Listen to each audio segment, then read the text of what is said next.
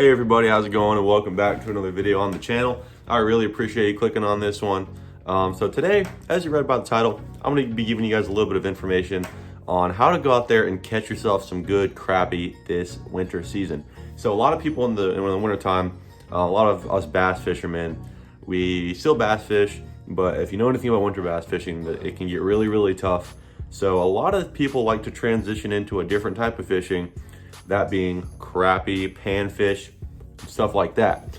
So in today's video, I'm gonna be telling you a little bit about how I like to catch crappie and panfish in the wintertime down here in North Carolina. Let's get it. I'm going to break this video down into a few different categories here. Category number one is gonna be your gear. So obviously you can't even go crappie fishing unless you have the right equipment. So we're gonna start out there and then we're gonna transition into where you can find these fish. And once I get to that level of where you can find these fish, I'm gonna be explaining to you the techniques and how to catch them. And I'll probably make a separate video of me actually going out and doing these things to teach you, but I figured it's a rainy day today. I'm a little bit sick, so I can't really go out and fish today. So I'll give you guys this little informative video here. So hopefully you enjoy. Here we go. When it comes to crappie fishing equipment, there's a couple things you're gonna need. So starting from the top, obviously you're gonna need a rod and reel. So a lot of people, there's a lot of different things you can do for this. A lot of people are gonna use really light tackle.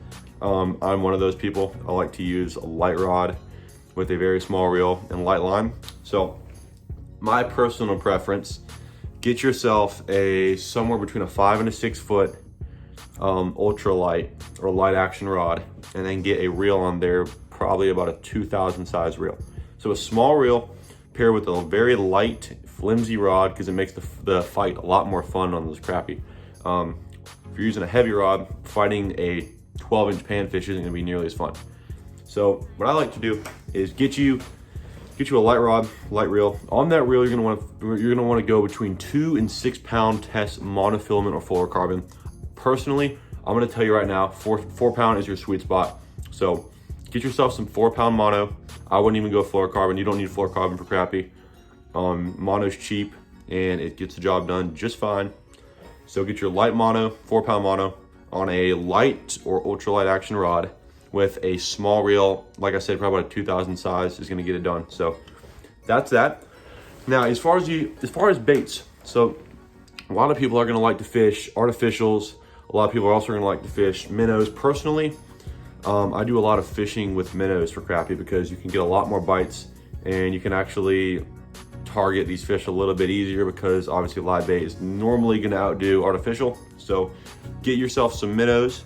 As far as tackle goes, you're gonna wanna get yourself some Aberdeen hooks. So these hooks right here, I'll put a picture up on the screen of what they look like. They are longer hooks. They have a long shank.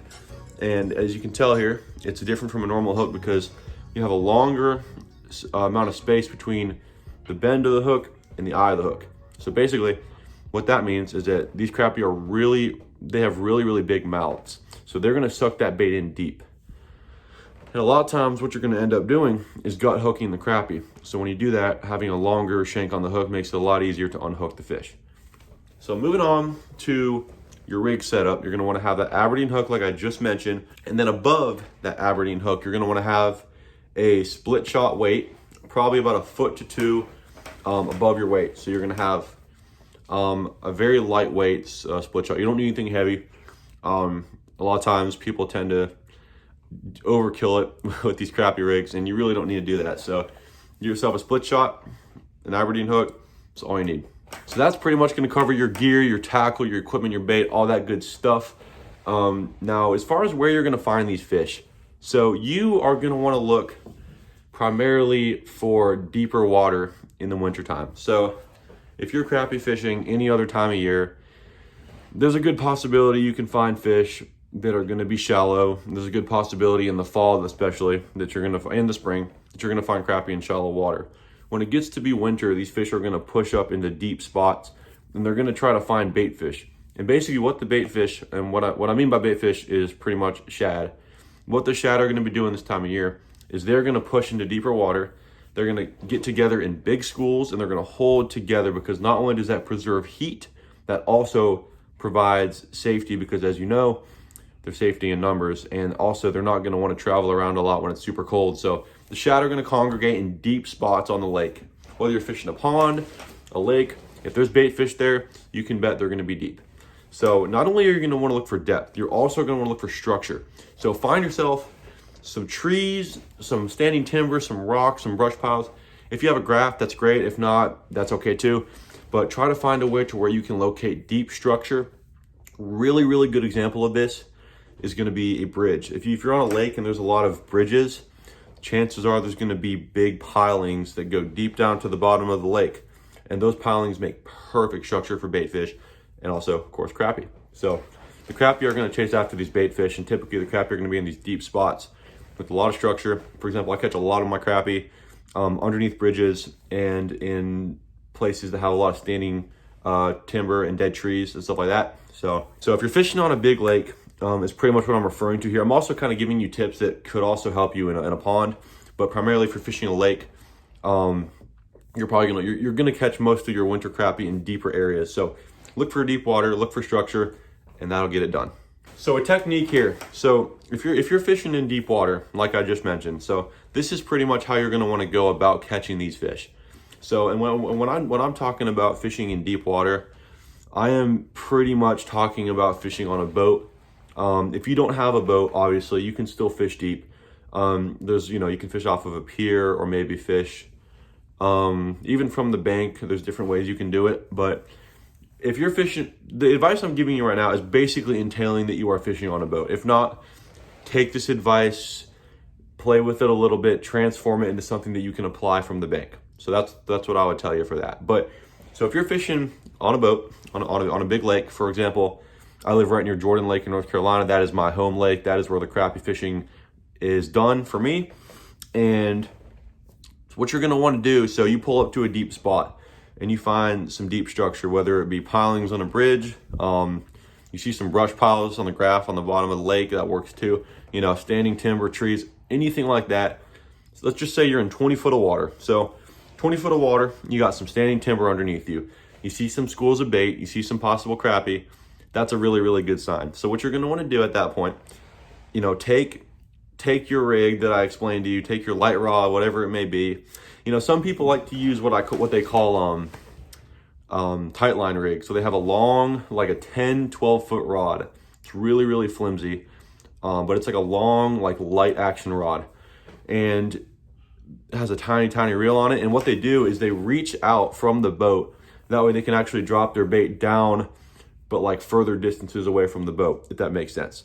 So whatever rig you end up choosing to use, I would say, going back to what I explained earlier in the video, if you're gonna use any, vertical fishing methods for these fish, all you really need is an Aberdeen hook and a split shot weight.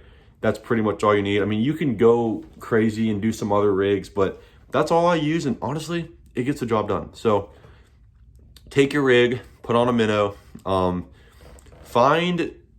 if you have a graph, drop that minnow down to the depth you think those fish are gonna be at. But if you don't have a graph, which a lot of people, like for example, when I'm crappie fishing, I do it on a 14-foot John boat. I do not have a graph on that John boat. What I'm gonna do is drop down that bait to the bottom, and I'm gonna reel it up 2 feet. And when I say 2 feet, I'm pretty much talking 2 cranks of the reel. So I'm gonna drop it down, I'm gonna reel it 1, 2 times. And once you do that, you wanna let it sit there. And if you see that rod start to go like that and start to bend down, within 5 to 10 minutes, and there's fish around, it's a good sign. But if you don't get a bite in 5 to 10 minutes, I'd reel it up another couple cranks. So try different depths. So crank it up again a couple times. And if you're not getting bites at different depths, it's probably a sign you're gonna wanna move spots. So you're gonna wanna have that simple rig, Aberdeen hook, split shot weight about a foot or two above it. Drop it down where there's deep water and vertical structure.